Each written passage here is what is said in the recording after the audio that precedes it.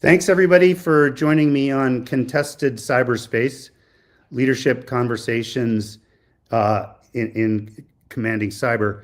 I wanted to explain a little bit the title, which is Leadership Conversations in Contested Cyberspace, because it's an important title. The first point is that our interest is in having leaders who aren't necessarily technical gain some framing, some context for what is ultimately a fight, a contest. And cyberspace is indeed contested. Today, I'll be talking with Terry McGraw. Terry has an extraordinary career with very specific relevance to this conversation. So thank you, Terry, for joining me. Oh, Scott, I really appreciate the invite. This is going to be a great conversation. So the reason Terry is got an extraordinary background is because Terry served in the United States military for nearly 30 years and has subsequently been in the private sector and now runs his firm called Cape Endeavors. The relevance of having spent time on both the military side and in the private sector, I think, is very important to our audience. And maybe, Terry, you could introduce yourself and your background by giving us a little bit of the arc of your career, and then we'll get into a conversation. I think, just to be clear, that the role of AI is going to come up. The importance and challenges of compliance is going to come up, and the way organizations are structured to deal with this extremely even existential problem. So, Terry, please introduce yourself. Yeah, Scott, again, thanks for inviting me.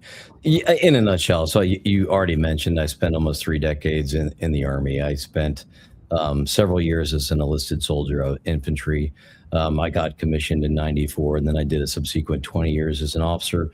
The last 10 years of my career were in telecom systems engineering and cyber operations, both defense and Army cyber, and as a Army cyber's liaison up at the NSA for several years. I culminated my career in Afghanistan as the operations chief for Task Force Signal 160th Forward, which was all strategic communications within that region. And sorry, Terry, but just for context, Army Cyber Command really is the preeminent organization across all Army systems to defend and protect them. Is that right? Yeah, and it's gone through lots of iterations, before it sort of matured into its current, existence.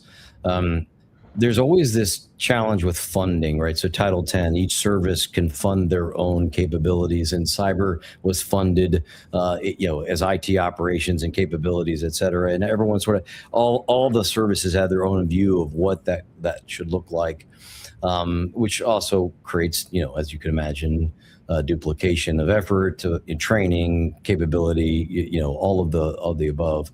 There's always an overarching desire to sort of bring a unifying structure to that, and over time that became U.S. Cyber Command. It was, I think, Stratcom had it for a while. It was bounced over. The Defense Information Systems Agency has a big component of that. The NSA and the Cybercom became co-equals, and then one was a subordinate command to the other, et cetera. I think where it's landed now, it's a 4-star command that does provide sort of uniform capability, training standards, et cetera, across the Title 10 authorities. Anyway, so it was basically try to unify, both from a purely logistics and training perspective, but also in providing capability to the warfighter that was consistent on the battlefield, so that there's still a lot of that, but getting a concerted view of those capabilities downrange is really important, and supporting the combatant commands, the 4-star commands that have the regions of the world broken up, and supporting them with consistent and standardized methodologies, processes, capability, et cetera. And so that there was some predictability to support for the combatant commands. So that was cool. That's Cybercom in a nutshell now. And following your service, thank you for it. You spent a significant amount of time at Secureworks. I did. Yeah.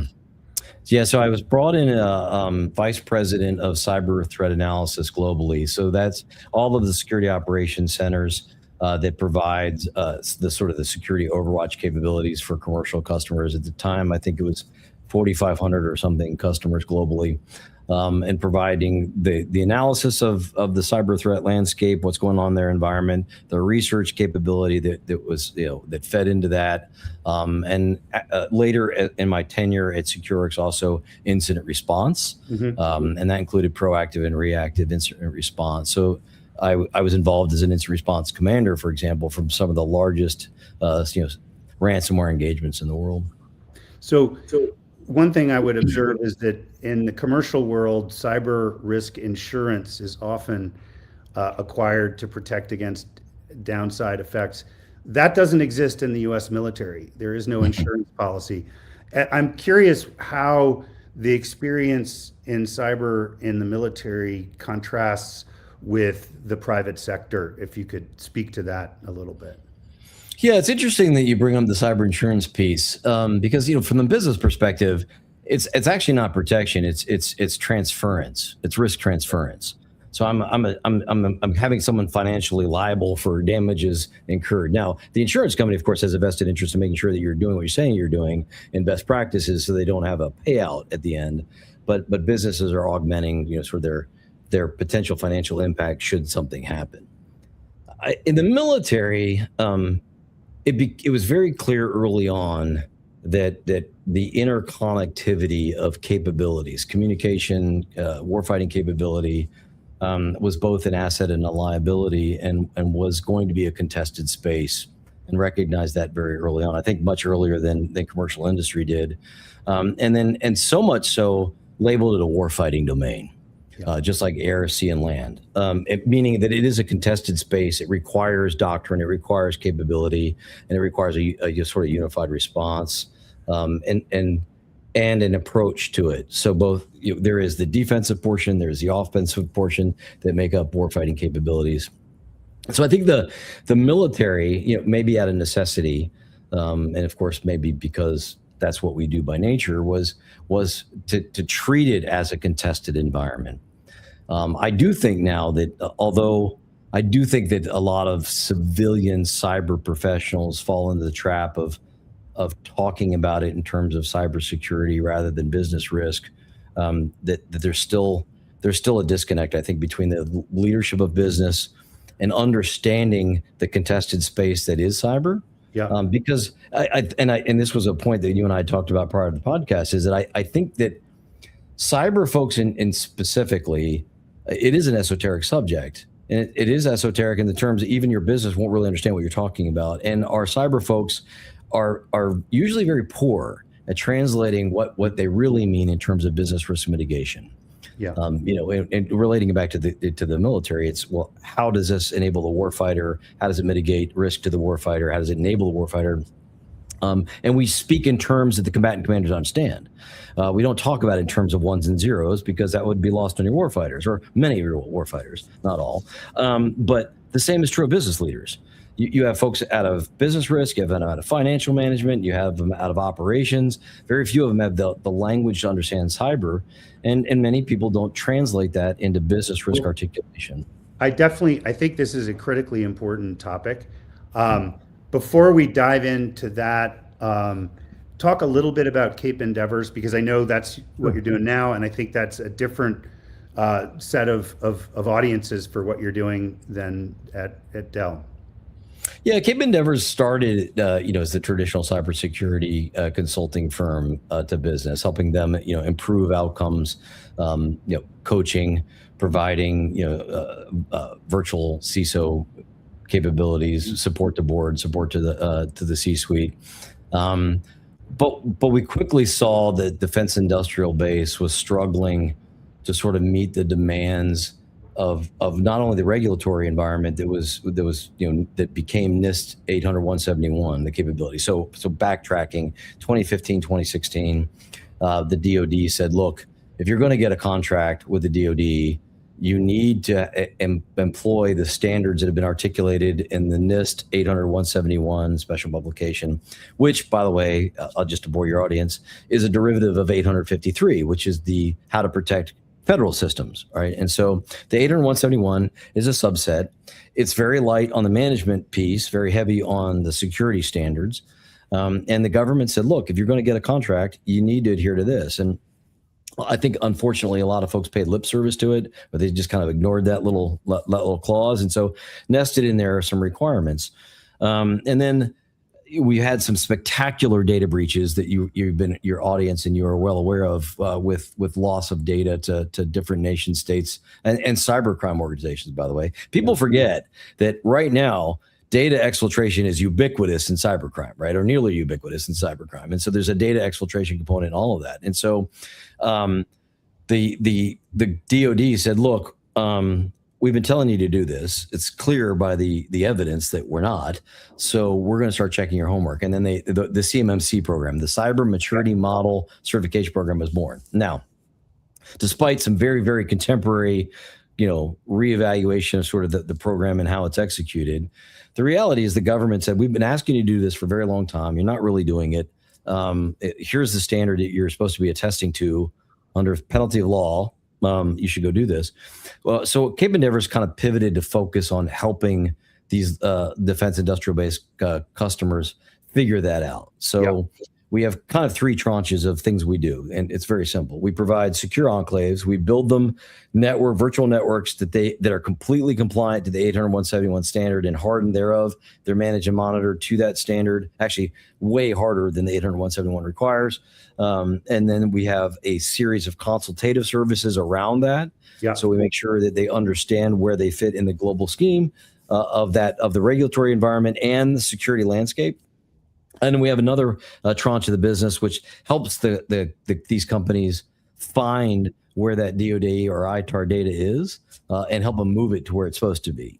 So we have a product that we use called Terrence. It's a software product that we leverage, and that helps them in scoping. It helps them identify where it is. It helps them stay compliant.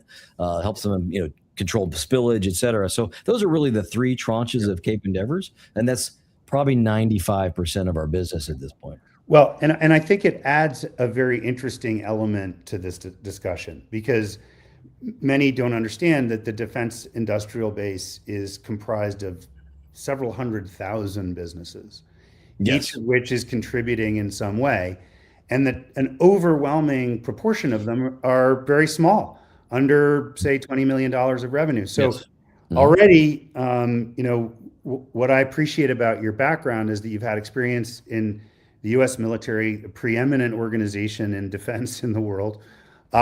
Dell, which I think was probably serving larger clients, and now the defense industrial base, which is a stand-in for the little guy.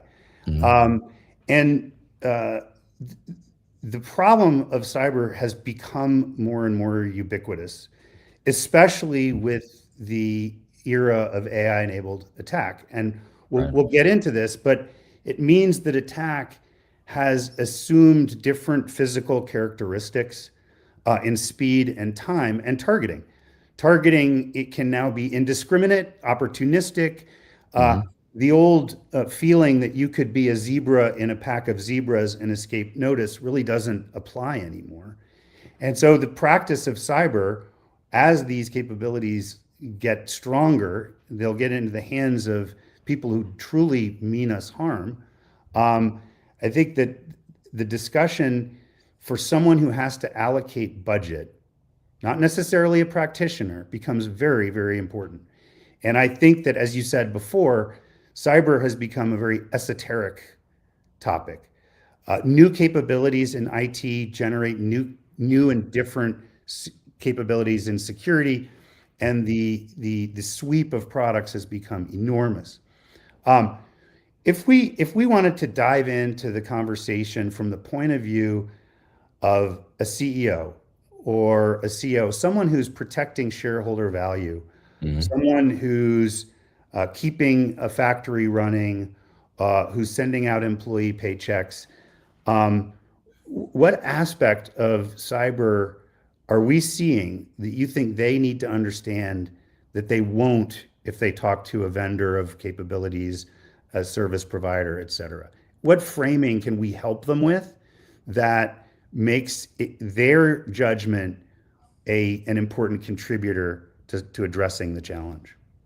Yeah, that's a great question, and it's kind of multifaceted on the answer. So, the first I would say to the business leaders, you have a fiduciary responsibility to your stakeholders, with the company, your employees, investors, to understand the risk that you incur in operating. You probably, as a CEO, understand it very well for the financial risk that you're taking, the market influences that you're watching, your competition, your SWOT analysis of sort of that, all of that above. But what we've seen happen over time has developed is this asymmetric information marketplace. Particularly with cybersecurity, I think it started in IT operations and cybersecurity. We can talk about that bifurcation, but in general, these capabilities were looked at by leadership in business as margin hits, and I need to reduce the margin hits. So how do I do that? I outsource, I find low cost center, et cetera, and as a consequence, over time, the native capability organically to do this well atrophied, and they relied on outside vendors, of which I was one, right? So I'm not bad nothing. I still am. But what's happened is sort of George Akerlof and his sort of game changing, that's an overused term, but white paper. It was actually a PhD thesis where he described an asymmetric marketplace, and he called it the market for lemons. And George Akerlof, what he said is, and he used the used car market as an example. So when you go out to buy a used car, the dealer or the former owner knows everything about that car, knows all the scars, knows where it's leaking oil. They put sawdust in the engine. They know the secrets behind whether that's a lemon or if that's a peach. And that's the terms he used. And the problem is that if you're going in and you kick the tires and you look at the hood, but you really don't know, you're having to infer or take the word on the trustworthiness of the person you're dealing with. And as a consequence, we developed this really bad taste around the used car market because no one really knew what they were getting. And so quality sellers and buyers moved out of that market, meaning I'm just going to hold my stuff or I'm going to sell directly. But the marketplace contracted and was damaged. And there's an asymmetric information between what the seller knows about the capability versus the buyer of that capability. And that's exactly what's happened in cyber. We as cybersecurity professionals, we have an esoteric set of skills. We have an esoteric set of knowledge. The leadership of business doesn't have that. And so they have to do their best by attending conferences and reading marketecture and sort of listening to podcasts of who has bona fides that they can deliver on. But they never really know till they sink money into that capability. And then, are they happy or are they sad? And they communicate. And so that asymmetric marketplace still exists. And so there's a challenge from the leadership of how do I evaluate what I'm getting in that. And the problem with the marketplace today, just walk around Black Hat or DEF CON or RSA. Everyone has a panacea silver bullet.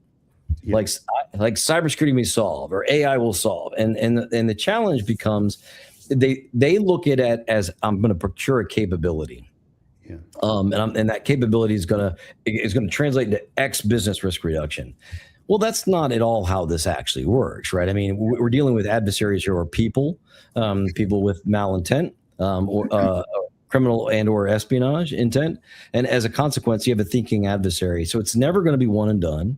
It's going to be a competitive landscape. It's going to be a measure countermeasure, and so I think the market sells to this idea that I can buy a thing that will fix my problem, but the reality is it extends, the business risk extends across the business perpetually. Yeah, I am a student of the misuse of English in cybersecurity vendor marketing to capture terms that really aren't true when the mechanics of a product are well understood.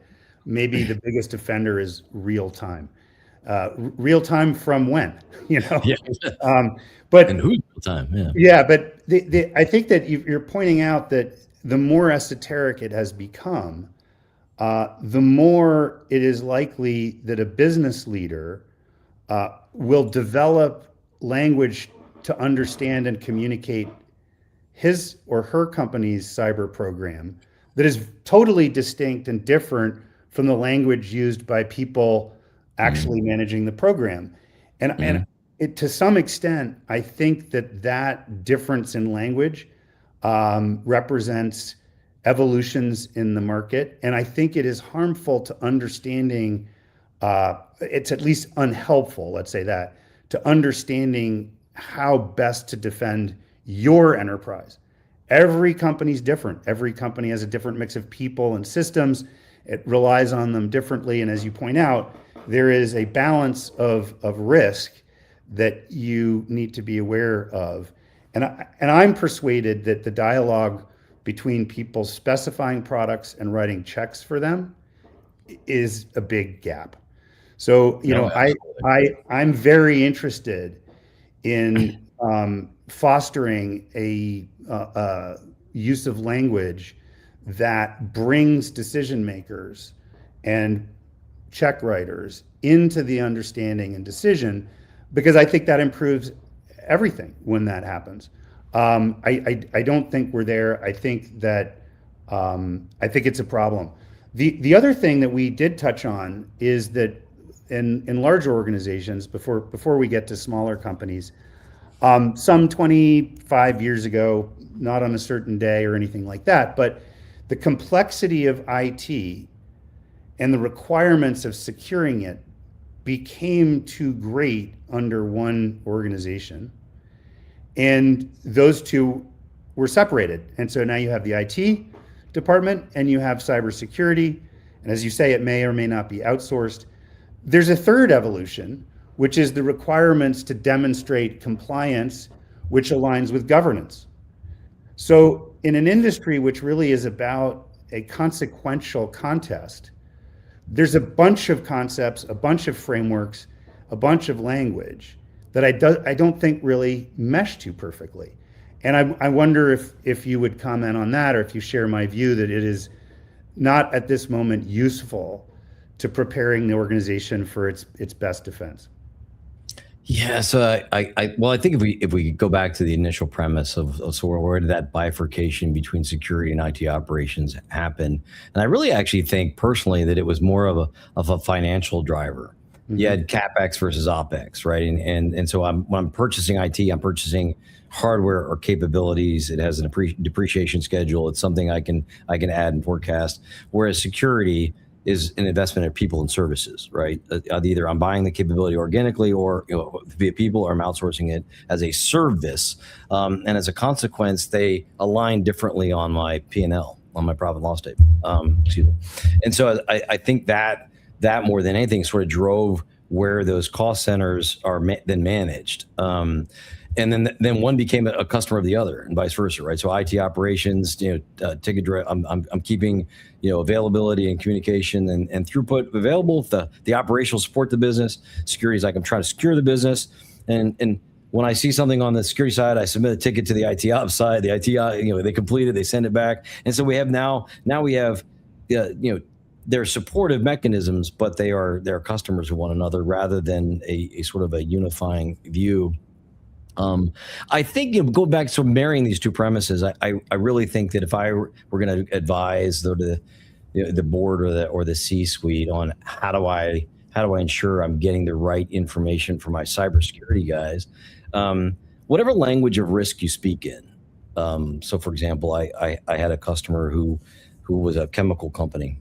Large, you would know them, global chemical company, and they had a chemical leak into the population, and there was public safety and deaths, et cetera, and it was a huge problem. And although they were a chemical company, from that day forward, they spoke in terms of risk to people, personnel risk, operational security risk. It was all about people, and so they changed their way they communicated to the board and everything else. That in terms of everything about the risk profile was risk to people, even though they were a chemical company. And so he, as the CISO of this global chemical company, then adopted all his matrix and all of his inputs to the board became around that same language. And so when you're the board member, I mean, make sure that whoever is communicating to you in a language that you understand, and demand them to translate into that, so that the risk is understood by you in terms that you understand, not the other way around, right? It's the job of the cybersecurity folks to translate to the decision makers and those that hold fiduciary responsibility to the company. And your job as a CEO is to ensure that you're getting that information in a manner that you understand the risk you're assuming, and where do you have risk that's assumed, mitigated, or transferred, and the metrics that you're being provided give you a clear understanding of which is which. Mm-hmm. And so I think that as a board member, in that responsibility is that don't just assume that, when I'm being briefed on how many cyber instances we had, how much phishing we had, et cetera, that doesn't translate to risk reduction unless it adds a layer of extrapolation. And so I would demand your people provide you a level of risk information that's commensurate with how you view risk across your company, mm-hmm. And ensure that that's the information you're getting. Yeah, I mean, I think it goes up to even like a larger problem, which is more complexity equals more difficulty equals more cost, and simplification has not been really part of the landscape, I think, and that's because capability grows in range, and that necessitates more complexity, which makes it awfully troubling. I know people may not be familiar with CMMC, but you described very aptly how if you're participating in the supply chain to the U.S. military, you need to meet certain standards, which raises the question of compliance. So I think one thing that happened is that there was a new escalated or elevated level of CMMC that was due to become active or required in November. But the Department of War determined that it was not going to be feasible to keep to that date. To the bigger conversation around compliance is obviously it's well-meaning. It intends to lift up and create a standard at which businesses operate. I think the department came out and said, but please let us know in a request for points of view how current compliance regimes may need to evolve, may be outmoded, may be counterproductive. And therein is the challenge, which is the world of capability on the attack side is constantly evolving, and now we have AI. And compliance is evolved through bureaucratic process, which is out of step. So if we could talk about compliance and your general impression of its value, and where it's right and where it is challenging, especially maybe for smaller companies, I would be very interested. Sure. That's a big question. I'll eat the elephant one bite at a time. So first, CMMC is not actually the compliance piece. CMMC is checking your homework. The NIST 800-171 is a matter of contract law under the DFARS, right? So the FAR is the Federal Acquisition Regulations. D is just the Department of Defense Federal Acquisition, now Department of War. And so in the DFARS actually enumerates you will do a few things around cloud service provider. You will do these things that are listed in the FAR, and oh, by the way, you will be compliant to the NIST 800-171 special publication, which is, in my view, a list of best practices. Contrary to a lot of what I've heard, it is not managerially overhead.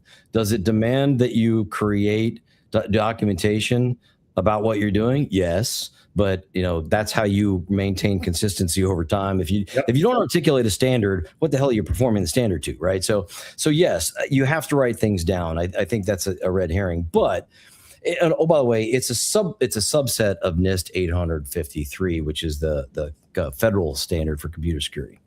And so, but within it is best practices. But the language of the 800-171, if you actually read it, allows for a lot of what they call organizationally defined values, meaning here's the best practice, here's the minimum threshold we think you should do, but you articulate how you're going to meet it. Mhm. How do you implement it? And you have to articulate that standard and prove that you're doing it. And so that's been a matter of contract law since I think they started in 2015. It might have been codified 16. But that's been in there. It's a matter of contract law. The problem that the Department of War was trying to solve was, we've been telling you to do these, folks, now, big and small. Every time you got a contract, you were supposed to have been doing this. Clearly, with all the data exfiltration, something is awry. Let's check the homework. And that was really what the CMMC program was. What the current CIO has decided is, look, maybe we lumped it all, the one standard applied to large and small. Maybe the assessment criteria was too onerous. Maybe there's a different way to do it. Maybe the timelines were too aggressive. But something had to give in the current CIO's mind. And so I actually am a big believer that for any highly competitive space, you need referees. I can point to many publicly facing tragedies that happened because we allowed people to just go about their business and we just assumed that they were doing it correctly. 3 Mile Island comes to mind. And now, based on those very, very public things that happened, we have an oversight mechanism in this place. Sarbanes-Oxley was a reaction to a market that had lost the confidence of the people it was meant to serve. And so I do believe there needs to be that. Where the CIO will land on that, I think there's a limit to what she can and cannot suspend. There's also what the Congress has enabled in the National Defense Authorization Act. So there's a broader set of things. Yeah. Do I think we need an assessment mechanism that validates our homework? I do. I think that there needs to be a show your homework moment. The CIO currently kind of says, well, you have in the final ruling, we got language that says, hey, under penalty of civil and criminal law, the False Claims Act, you better say that you're doing these things, and when you say you're doing them, it has consequence of law. Is that enough? And so clearly it's not, because we're having this discussion like, oh, it's so expensive to do this. Well, hey, folks, you're supposed to have been doing it since 2016. So please, this is not a new thing. And if you haven't been incorporating this in the way you've been doing business, well, my personal opinion, I know this is harsh, but I am a small business, and I eat my own dog food. We're 800-171. If you do it correctly, it doesn't have to be burdensome. It doesn't have to be expensive. It should be how you run your business. Oh, by the way, ransomware, cybercrime, these are persistent and ubiquitous problems to anyone connected to the internet. And the 800-171 standards help you reduce that to a great degree. And so all I'm saying is that I don't want to throw the baby out with the bathwater. Do I think that there's room to improve that program, room to provide fidelity, room to reduce cost? Hell yeah. We submitted an RFI that we believe that we can reduce cost dramatically if you do this in a better way. Yeah. So I again, cybersecurity is not monolithic. It does require flexibility. It does require implementation, thought and strategy, but it's continuous and perpetual. Anyway, that was a long. No. I hear everything you say, and I agree completely. But one thing we were talking about, and I think that AI has been around since the early 50s. Time magazine had a cover then, and all of a sudden, though, it seems like it's got the potential to directly affect our lives very favorably in many regards, but very unfavorably in the hands of someone with malintent. I think, in terms of historical analogy, I think that in conflict, there are evolutions on the battlefield that change how attacker and defender relate to one another. I think that more recently, the use of drone warfare in Ukraine has created a mass threat at a very, very low cost. I think hypersonic missiles that travel at 5 times the speed of sound are near impossible to defend against. And I think AI as an automation to attack kind of combines the cheapness and mass of drone warfare with the speed of hypersonic missiles. And even late last year, the concerns were mostly theoretical. They were academic. There was an event in September. And then there were hearings in the Congress in December and January. But now it's right out in the open, and even by mistake, bad things, boundaries have been violated.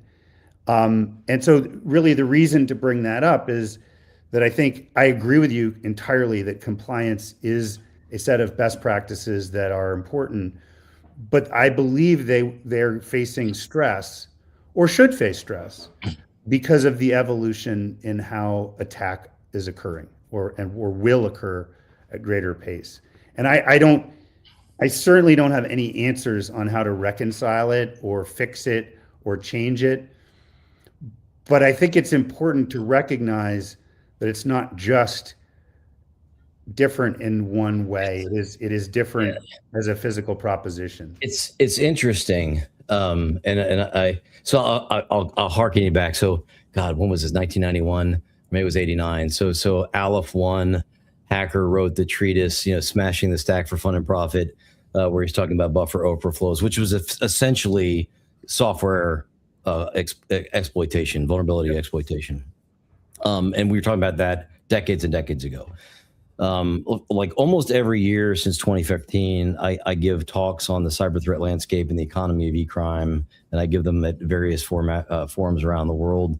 And the sad part to me, so I'm going to address AI here just a second, but when we look at the initial access vectors that cause compromise to both commercial and government entities, it is the top three, and the top three have been the top three as long as I've been doing this. It is malware introduced through email, software exploitation of vulnerabilities, either unpatched, 0-day, et cetera, vulnerability software, or manipulation of credentials, stolen credentials, or I should say it goes beyond stolen credentials now. It is the violation of identity management and privilege access management. And so those are the top three, and they've been the top three. And in each time we've come up with a silver bullet. So, it was passwords, and it was complexity, then it was length, and all, as computational capabilities got higher, like right now, my former company, Secureworks, they have a tool called Kraken that can hack a 14-character password in under 45 minutes, I think, or something that ridiculous. I mean, so now you've got, complexity. If you have a password is just a veneer of security. Then it was password and multi-factor. Well, then you had token hijacking capabilities. Yeah. Now you have passkey hijacking because of cloud providers syncing, in plain text, right? So with all of that, it's measure, countermeasure, measure, countermeasure. The fundamental vectors have remained the same, but the speed of access is what's now compressing. It used to be, like say in 2014, the average dwell time for an adversary in a commercial environment is 270 days. We're talking now, exploitation can be done in a day in a lot of cases, and the development of software exploitation now with these AI models is infinitesimally small, or exponentially small, excuse me. And so I agree with Jen Easterly, the former director of CISSA, when she says, look, we've accepted largely from software vendors for far too long that we should accept crappy code. And then somehow we should just expect our stuff to have vulnerabilities all the time, and we shouldn't, adhere to the best principles. And so as a consequence, I do think AI is highly problematic for two things. It lowers the barrier to entry into cybercrime and espionage to a much lower degree. It helps fuel an already existing cybercrime marketplace that's been maturing now since 2008. Into developing a highly capable and resilient ecosystem. That's why when you play whack-a-mole with Department of Justice making indictments, it's you need to do it, but it's not really making an impact, or taking down infrastructure will make an impact. And now you have the speed of exploitation of software gets incredibly fast. And so the challenge becomes, we know what to do. And we've known what to do for a long time on how to reduce this footprint. The question is, how do we do it faster? And here's the challenge that we're in. And I necessarily don't have an answer. This is just one of these things that academically and collectively we need to solve. Adversaries don't care when they break things. The use of AI tools to a criminal end or an espionage end, the second order effects of what that does to their environment, et cetera, is not a forethought. When we add an AI capability, we have to worry about data provenance, data exfiltration. Does that add vulnerability to my current infrastructure? Like, is this new capability going to introduce vulnerabilities to me? Because it's very opaque, right? It's even more opaque than normal software. It's even for the people who create these AI models, it's opaque to understand, underlying causality. And so we have these to grapple with. And so the adversary will get much faster in the market with capabilities, and we will defend it. And so I think we have to make trade-offs. This is why when we at Cape Endeavors come to a global company who's trying to harden their environment, we build secure enclaves for a reason. Like, we build the safe within your building. It's impossible to operate your commercial entity locked down completely. The old Murphy's Law of combat. If the enemy can't get in, you can't get out. That's true of networks, right? So build it in an environment that has a much higher degree of security, much higher degree of resiliency, and it's locked down. Deny all, permit by exception, for real, not just in a language. And anything that goes in is validated, et cetera. And operate that in a much tighter environment and remove or reduce the threat vulnerability footprint by removing what matters most to you to a different environment. It's anyway. I say all that to say we don't have a good answer, but we're going to have to understand that this isn't going away. It's going to only accelerate. And if you can't solve it everywhere, solve it somewhere. Yeah.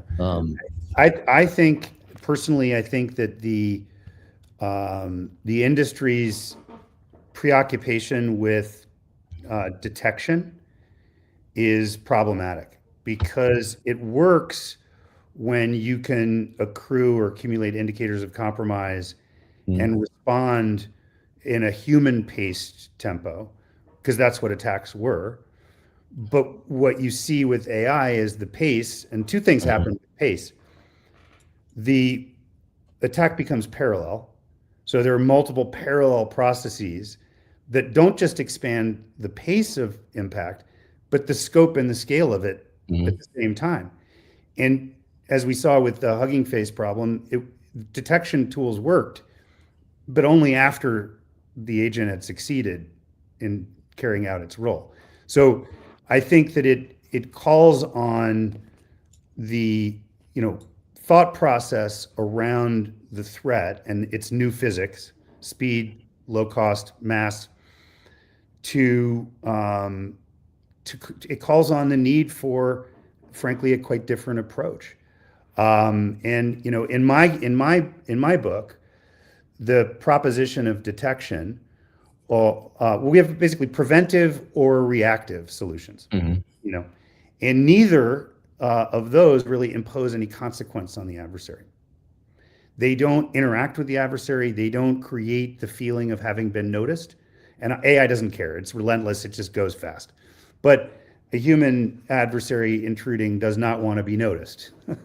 So I think that I have some thoughts on that, actually, that you just heard. You just brought it to my mind, but keep going. Well, I think look, this is a great conversation with Terry McGraw, CEO of Cape Endeavors. There's really no end to this conversation is the other problem. There's no bow to tie it up with. There's no thing to say. But I really appreciate your coming on, Terry. But if you had one piece of counsel to give to someone who is kind of removed from the discussion and yet responsible for shareholders, what would you urge them most of all to spend time doing they may not be doing right now?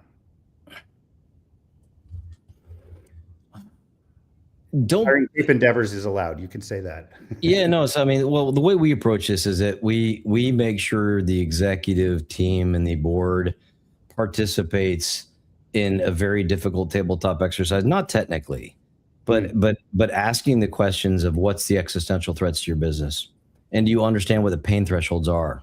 When do you have to restate financials? what systems are your most critical. I met with a board of a very large bank, and I was giving them their tabletop, and one of their, I think it was a senior board member, said, "We're never paying a ransom ever. It's like, we just are never going to do it." And I'm like, "Well, that's fine." And I said, and we walked through sort of their systems and services, and it turns out they had one server that generated about $35 million a day for, in its uptime, or it was $35 million an hour, I think, in the puts and takes. And I'm like, well, so at what point do you have to restate financials? So if you lost that for a day, a week, 3 weeks, like, what's your level of pain where the I never is no longer valid because the loss is now an existential threat or serious business impact to you? And that made them pause. And I said, no, by the way, there's a rubric for this. We can calculate this. This is not a swag. We actually can do the metrics and the math on how that worked out. And so part of this is run a tabletop exercise like it's a business exercise, because it is. It's not a cybersecurity exercise, not an IT exercise. It's a business risk discussion, and they need to understand. And as the facilitator for that, you should understand what the landscape is, what the impacts are, and what the rubric is that you need to calculate that they're making those thoughts. So as the people consuming that's not a check the block exercise. This is an existential threat to your business. You need to treat it as such and make time for it. That would be my advice. And the last part, how do we solve the AI problem? My own personal opinion is, until we do a global war on cybercrime, like we do a global war on terror, and you park a JDAM over someone's house, I guarantee you that tide of war won't change to make it kinetic. I hate to say that, but we're talking about nation state sovereignty. We're talking about people's lives. And at the end of the day, we need to treat it like a real and clear and present danger to our country, because it is. It really is. Well, that would be the purest application of game theory to the problem. And I concur. Terry, thank you so much for your time and for your wisdom, Terry McGraw, and thank you everybody for listening to us here on Commanding Cyber. Thank you very much, Scott. I appreciate the invite. Thanks very much.